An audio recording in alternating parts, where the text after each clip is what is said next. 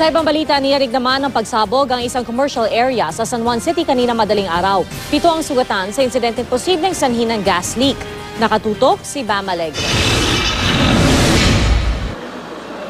Nagkalat na mga bubog at napinsalang mga sasakyan. Ito ang naging eksena kaninang madaling araw sa Wilson Street, Green Hill, San Juan. Ang berdeng multicab na ito tumalsik sa gitna ng kalye dahil sa lakas ng pagsabog. Nadamay din ang isang taxi na saktong dumaan sa lugar nang mangyari ang aksidente. Pero pinakanapinsala ang isang seafood restaurant, hair salon at laundry shop.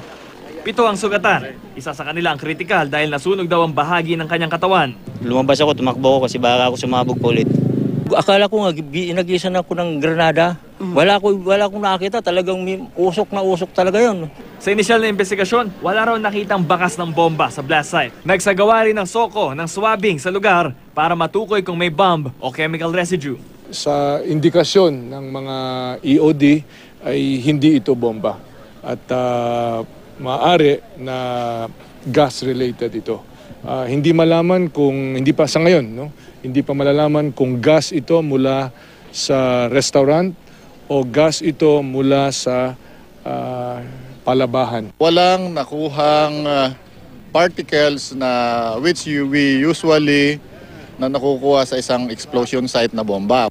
Binuksan na kanina ang Wilson Street sa mga motorista pero patuloy daw ang investigasyon ng pulisya sa pagsabog.